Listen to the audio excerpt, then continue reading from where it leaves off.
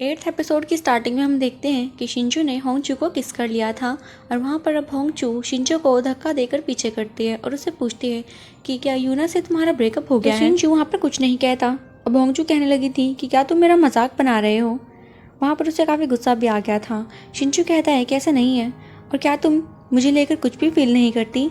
होंगचू साफ इनकार करती है और कहती है कि तुम्हारे लिए भी यही सही होगा कि तुम मुझे लेकर कुछ भी फील ना करो। इसके बाद वो अपने घर चले जाती है और हम शिंजू को भी अपने घर पर देखते हैं जहाँ पर वो एक फ्लैशबैक सीन को याद कर रहा था कि जहाँ पर यूना ने उसे वो फोटोज दिखाकर पूछा था कि तुम ये सब क्या कर रहे हो, तुम्हारे बीच में क्या चल रहा है और तुमने मेरे साथ ऐसा क्यों किया। शिंजू वहाँ पर जवाब देते हुए कहता है कि मैं बहक गया था, जो तुम समझ रही हो वैसा कुछ भी नहीं है। यहाँ पर यूना कहती है कि अब से मैं सिटी हॉल में काम नहीं करूँगी, शायद हमारा रिलेशन काफ़ी लॉन्ग है इसलिए वो चल नहीं रहा है।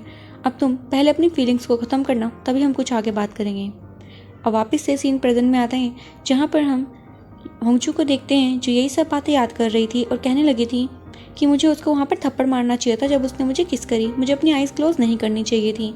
और वो यूना के बारे में भी सोचने लगती है कि उसने मुझे कैसे थप्पड़ मार दिया, इसमें मेरी कोई भी गलती नहीं है। वो उसे मैसेज करके अगले दिन के लिए बुला लेती है।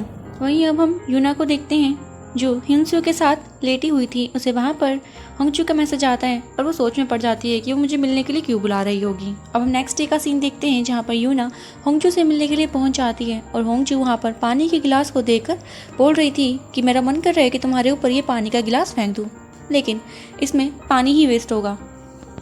और तुम जानती हो कि जैसा कि तुमने मेरे साथ किया है, मैं सेम तुम्हारे साथ वैसा ही करना चाहती थी, लेकिन अब मेरा मूड बदल गया है और शायद तुम्हारा भी अब तुमसे कुछ ज़्यादा ही प्यार करता है, क्योंकि उसने तुम्हें तभी पूरी की पूरी सच्चाई नहीं बताई।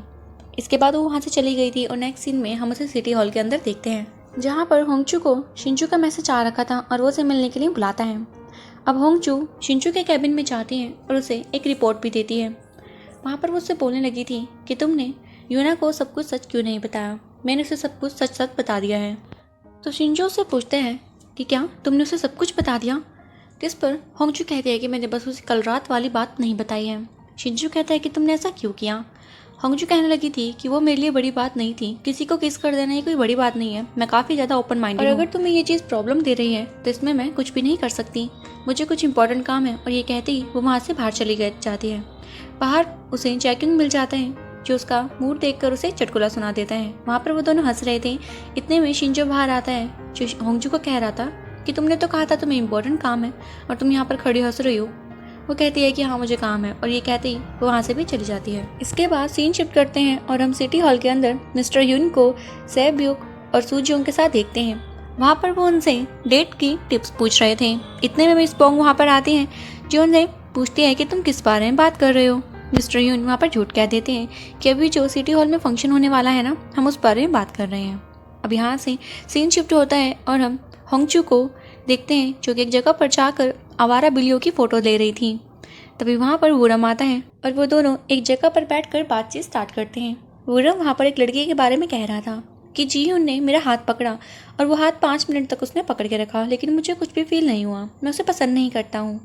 वहाँ पर होंगचू से पूछती है कि उसने तुम्हारा हाथ 5 मिनट तक पकड़ा, फिर तो पक्का तुम उसे पसंद करते होंगे, लेकिन तुम्हें पता नहीं। वूरम कहता है कि नहीं ऐसा नहीं है, तुम समझ क्यों नहीं रही। होंगचू कहते हैं कि ऐसा होता है, कई बार हमें पता नहीं लगता कि हम किस इंसान को पसंद करने लगे हैं। ऐसा ही कुछ मेरे साथ भी हो रहा है, मुझे उससे किस करने से मना करना चाहिए था या फिर मुझे तो धक्का दे के पीछे करना चाहिए था, लेकिन मैंने नहीं किया, मैंने अपनी आइज़ क्लोज कर ली। मैं अभी इस सिचुएशन में काफ़ी बुरी फंसी हुई हूँ। इसके बाद सीन शिफ्ट करते हैं सिटी हॉल के अंदर जहाँ पर शिंजू वही फोटोज़ देख रहा था और वहाँ पर वो अपने एक फ्रेंड मिंगयू को कॉल लगाता है। वो एक प्रोसिक्यूटर है और वहाँ पर शिंजू से हेल्प मांग रहा था कि तुम्हें मेरे लिए इस नंबर का पता लगाना होगा, मुझे डाउट है कि कोई ना कोई हमें स्टॉक कर रहा है। वहीं पर हम होंगचू को देखते हैं जो बस का वेट कर रही थी और यहाँ पे हमें फ्लैशबैक का सीन भी दिखाते हैं जहाँ पर होंगचू यूना के साथ बैठी हुई थी और वहाँ पर वो उससे रीज़न पूछती है कि तुमने मुझे थप्पड़ क्यों मारा। तो यूना उसे बताती है कि मैंने तुम्हारी फ़ोटोज़ देखी थी शिंजू के साथ, वहाँ पर तुम किस करने ही वाले थे। होंगचू पूछती है कि तुम्हें वो फ़ोटोज़ किसने भेजी। यूना कहती है कि मुझे नहीं पता, लेकिन शायद कोई तुम्हारा पीछा कर रहा है। तभी वहाँ पर होंगचू के पास जैक्यूंग आ जाता है जो उसे लिफ्ट दे देता है और वहाँ पर वो दोनों गाड़ी में बैठे होते हैं और जैक्यूंग होंगचू से पूछते हैं कि क्या तुम्हारे और शिंजू के बीच में अभी भी कुछ चल रहा है। होंगचू मना करती है और कहती है कि मैं उसकी अब से परवाह नहीं करूँगी, क्योंकि एक कहावत है जिसकी जो ज़्यादा परवाह करता है वो डूबता ही जाता है। और वहाँ पर उससे पूछती है कि तुम इस साल क्या करने वाले हो। जैक्यूंग कहता है कि मैं गैदरिंग में जाने वाला था लेकिन अब मैं नहीं जाऊँगा, क्या तुम जाना चाहोगी। होंगचू कहते हैं कि जब तुम नहीं जा रहे हो तो मैं क्यों जाऊँगी। जैक्यूंग बोलता है कि वहाँ पर कपल्स ही जाते हैं, क्या तुम मेरे साथ मेरी पार्टनर बनकर वहाँ पर चलोगी। तभी हम शिंजो की मॉम को देखते हैं जो एक जगह पर पहुंच रखी थी और वहाँ पर वो अपने पति शियोन को कॉल लगाकर बोलती है कि तुम भी यहाँ पर आ जाओ, लेकिन शियोन मना करता है और कहता है कि मैं काम में बिजी हूँ। अब यहाँ पर वो कॉल काट देती है और वहाँ से वापस जाने लगी थी कि रास्ते में उसे शिंजू का दोस्त किम दिख जाता है और उससे पूछता है कि तुम यहाँ पर अकेले क्या कर रही हो, क्या शियोन नहीं आ रहा है। वहाँ पर उसकी मॉम मना करती है और कहती है कि नहीं, अब मैं यहाँ पर अकेले क्या करूँगी, मैं यहाँ से जा रही हूँ। किम कहता है कि तुम अकेली नहीं हो, मैं तुम्हारे साथ हूँ। और वो दोनों साथ में बैठे होते हैं और काफ़ी ज़्यादा ड्रिंक कर लेते हैं। वहाँ पर शिंजू की मॉम कहने लगी थी कि मेरे अंदर काफ़ी सारा प्यार है लेकिन उस प्यार को लेने के लिए कोई है ही नहीं। अब किम भी कहता है कि मैं भी प्यार को पाने के लिए पागल हूँ लेकिन मुझे कोई प्यार करने वाला है ही नहीं, मैं ढूंढ रहा हूँ। वहाँ पर अब तारा टूटता है जिसे देखकर शिंजू की मॉम विश मांगने लगी थी। इसके बाद सीन शिफ्ट करते हैं और अब शिंजू की मॉम घर आ गई थी और वहाँ पर अपने पति को सोया हुआ पाती है और उसे कहने लगी थी उठाकर कि तुम्हें मेरी जरा सी भी परवाह नहीं है, तुम्हें जरा सी भी टेंशन नहीं हुई कि मैं कहाँ पर हूँ, अब तक घर क्यों नहीं आ रही हूँ। वो कहता है कि ठीक है ना, अब तो आ गई हो ना, सो जाओ। वो कहने लगी थी कि अगर तुम ऐसा ही करते रहना तो मैं तुमसे डिवोर्स ले लूँगी। वो कहता है कि बिल्कुल ले लो, जो तुम्हें मन करता है वो करो, मुझे परेशान मत करो, सो जाओ। इसके बाद सीन शिफ्ट करते हैं और हम शिंजू को यूनवॉल के साथ देखते हैं। वहाँ पर वो यूनवॉल को वो वुडन बॉक्स वापस करने के लिए आया हुआ था और कहता है कि हमें ये बॉक्स नहीं चाहिए, इसे आप वापस ले लीजिए।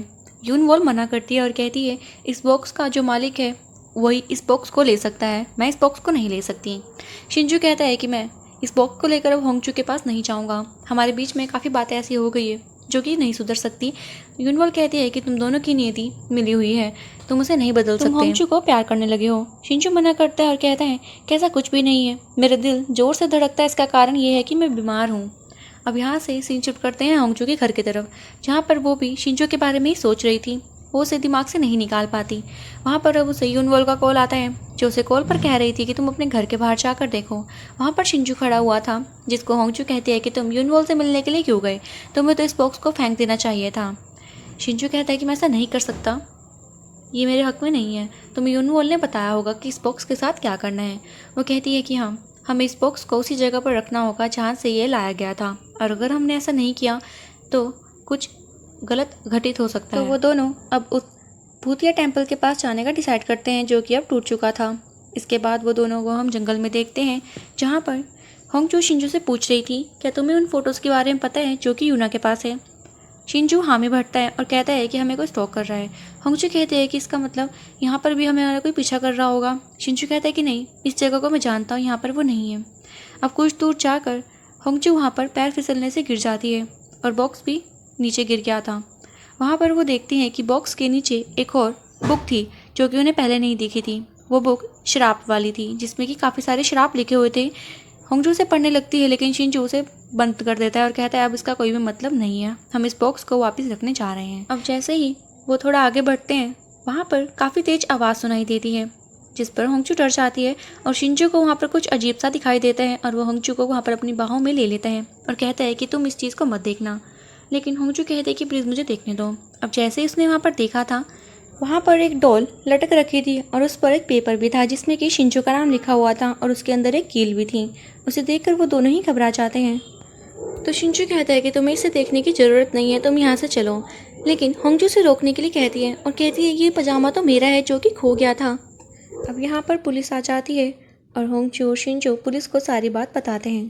पुलिस वहाँ पर उसकी कुछ फ़ोटोज़ वगैरह खींचने लगी थी। उसके बाद हम शिंजू और होंगचू को गाड़ी में देखते हैं जहाँ पर होंगचू शिंजू से कह रही थी कि तुम डरे हुए हो ना, जिस पर शिंजू मना करता है। तो होंगचू कहती है कि हमें उस श्राप वाले स्पेल को यूज़ करना चाहिए क्योंकि मैंने वहाँ पर उस डोल वाले मंत्र को भी देखा था।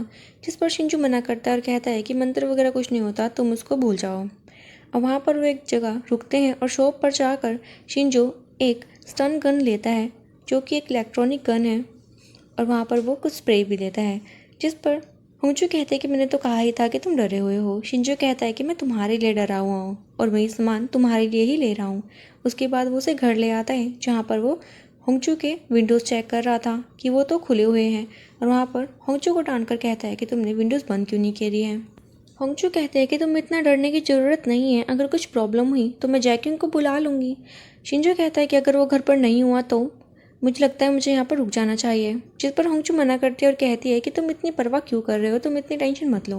और वहाँ से जाते टाइम वो उसे थैंक्स कहती है, जिस पर शिंजो कहता है कि अगर तुम मुझे थैंक्स करना चाहती हो तो मेरे साथ डेट पर चलना। वो मान जाती है और हम सुबह का सीन देखते हैं जहाँ पर होंगचू अच्छे से तैयार होकर शिंजो के पास आ गई थी। इसके बाद हम उन दोनों को डेट पर देखते हैं और ये एक नकली डेट होने वाली थी, क्योंकि उन्हें लग रहा था कि ऐसा करने से स्टॉकर उनके सामने आ जाएगा। अब वहाँ पर होंगचू कहती है कि मेरे हिसाब से वो स्टॉकर ब्योम होना चाहिए, जिस पर शिंजो कहता है कि वो जैक्यूंग भी तो हो सकता है, उसके लिए तो तुम्हारा पजामा चुराना बहुत ही आसान है। जिस पर होंगचू कहते हैं कि ऐसा बिल्कुल भी नहीं है। वहीं शिंजो से पूछने लगा था क्या तुम आज भी अकेले बैठकर खाना खाती हो। वो मना करती है कि नहीं, अब सारे कलीग्स मेरे साथ बैठकर खाना खाते हैं और ये सब तुम्हारे कारण है, इसके लिए मैं तुम्हें थैंक्स कहना चाहती हूँ। वहाँ पर शिंजो कहता है कि तुम मेरे बारे में इतना कुछ जानते हो, लेकिन मैं तुम्हारे बारे में कुछ भी नहीं जानता। वो अपने बारे में बताने लगी थी कि मेरे जन्म होते सारी मेरी मॉम की डेथ हो गई थी और उसके बाद मेरे डैड भी मुझे छोड़कर चले गए, मैं अकेली ही हूँ। अब वहाँ पर शिंजो कहता है कि मैं काफ़ी लकी महसूस कर रहा हूँ अब, क्योंकि मैं एलिजिबल हो गया हूँ तुम्हारे फ्रेंड बनने के लिए, क्योंकि तुम ही ने कहा था कि तुम ऐसी बातें सिर्फ अपने किसी क्लोज को ही शेयर करती हो। अब होंगचू की बात काट कर यहाँ से बाहर ले आई थी और उसके बाद हम उन दोनों को एक पुल पर देखते हैं जो काफ़ी ज़्यादा सुंदर था। वहाँ पर काफ़ी तेज़ हवा चल रही थी, जिस पर शिंजू तर जाता है। तो होंगचू कहते हैं क्या मैं तुम्हारी मदद करूँ। वो उसका हाथ पकड़कर उसे वहाँ से नीचे ले आई थी और कहते हैं तुम तो काफ़ी डरपोक हो, तुम इतना डरपोक नहीं होना चाहिए। वहाँ पर शिंजू एक टक होंगचू को ही देखे जा रहा था। होंगचू कहते कि मुझे ऐसे मत देखो। शिंजू कहने लगा था कि मैं खुद को तुमसे दूर नहीं कर पा रहा हूँ, मेरी फीलिंग्स तुम्हारी तरफ काफ़ी ज़्यादा अट्रैक्ट होती जा रही है, मैं क्या करूँ। जिस पर होंगचू कहती है ये जो भी हो रहा है वो गलत है, हमें इससे ज़्यादा क्लोज नहीं आना चाहिए। मैं एज अ सिविल सर्वेंट और तुम as a lawyer city hall में काम करते हैं और हम इससे ज़्यादा आगे नहीं बढ़ सकते। इसके बाद शिंजो होंगचू को उसके घर के बाहर ले आता है, जहाँ पर होंगचू फिर से शिंजो को थैंक्स कह रही थी और शिंजो अब होंगचू के गालों का हाथ लगाकर कहता है कि मैं इस नकली डेट को असल में बदल दूंगा। फिर वो वहाँ पर होंगचू को कहता है कि तुम अंदर चले जाओ, मैं यहाँ पर थोड़ी नज़र रखूँगा कि यहाँ पर कोई स्टॉकर तो नहीं है। तो होंगचू कहती है कि तुम ये स्प्रे ले जाओ, लेकिन शिंजो मना कर देता है। अब वहाँ वो अंदर चली गई थी और हम देखते हैं कि जैक्यूंग वहाँ पर पहुँच जाता है, जिस पर शिंजो कहता है कि तुम अब तक कहाँ थे। जैक्यूंग कहता है कि तुम यहाँ क्या कर रहे हो, पहले ये बताओ। शिंजो कहता है नहीं, पहले तुम। फिर वो बताता है कि मैं मेयर के साथ 3 दिन के ट्रिप पर गया हुआ था किसी काम के सिलसिले से, अब तुम बताओ तुम यहाँ क्या कर रहे हो। शिंजो कहता है कि मैं तुमसे परमिशन चाहता हूँ यहाँ पर कैमरास लगाने के लिए, क्योंकि होंगचू का एक पजामा चोरी हो गया है और मुझे उसके लिए यहाँ पर कैमरास लगाने हैं। जैक्यूंग मना करता है और कहता है कि जब हमें ज़रूरत होगी हम खुद लगा लेंगे, अभी इतनी नीड नहीं है। अब यहाँ से शिंजू ब्योम की नर्सरी साइट पर चला जाता है और वहाँ पर वो ब्योम को ढूंढ रहा था। वहाँ पर काफ़ी अंधेरा था, जिसके कारण शिंजू को कुछ भी ढंग से नहीं दिखता। तभी हम एक आदमी की परछाई देखते हैं जिसके हाथ में एक हथियार था और वो शिंजू की तरफ ही बढ़ रहा था। अब शिंजू जैसे ही पीछे मुड़कर देखते हैं वो ब्योम था और वहाँ पर शिंजू से बोलता है कि तुम मुझे डायरेक्ट बताओ कि तुम इस हथियार के साथ यहाँ पर क्या कर रहे हो। तभी हम सीन शिफ्ट करते हैं सिटी हॉल के अंदर, जहाँ पर हम सेब्यूक और उसके सारे फ्रेंड्स को देखते हैं और वहाँ पर सेब्यूक काफ़ी मेकअप वगैरह कर रही थी और कहती है कि मुझे लगता है कि यूना का ब्रेकअप हो गया है शिंजू के साथ और अब मेरे पास पूरा चांस है कि मैं शिंजू पर लाइन मार सकती हूँ। वहाँ पर वो अंदर जाने लगी थी, लेकिन तभी मिस बोंग वहाँ पर आ जाती है और उन सभी को उसी फेस्टिवल के बारे में कुछ पैम्पलेट्स देती है। वहाँ पर उन पैम्पलेट्स को देख रहे थे कि होंगचू को वहाँ पर एक मिस्टेक दिख जाती है, जहाँ पर फेस्टिवल की जगह पर गवाही लिखा हुआ था। इसके बाद सीन शिफ्ट करते हैं और हम होंगचू को एक आदमी के साथ देखते हैं। वो आदमी होंगचू को एक साइन बोर्ड दिखा रहा था जिसका कि यूज़ फेस्टिवल में होने वाला था। अब जैसे ही वो आदमी वहाँ से जाता है, होंगचू वहाँ पर कुछ फ़ोटोज़ क्लिक करने लगी थी, लेकिन तभी लाइट चली जाती है और होंगचू को एक अननोन नंबर से कॉल आ रही थी। पहले तो वो कॉल नहीं उठाती, लेकिन बार बार कॉल आने पर अब वो कॉल उठा लेती है, लेकिन आगे से कोई भी जवाब नहीं दे रहा था। तभी होंगचू को वहाँ पर एक आदमी की परछाई नज़र आती है, तो होंगचू अब वहाँ से निकलने की कोशिश कर रही थी। कुछ दूर जाकर होंगचू का पैर फिसल जाता है और वो नीचे गिर जाती है और वो आदमी उसके पास बढ़ता जा रहा था। और इसी के साथ हमारा ये एपिसोड ख़त्म हो जाता है। सो फ्रेंड्स, अगर आपको मेरी वीडियोज़ अच्छी लग रही हैं तो मेरे चैनल को सब्सक्राइब करना मत भूलिएगा। मिलते हैं इसके नेक्स्ट एपिसोड में। Till then take care, good bye.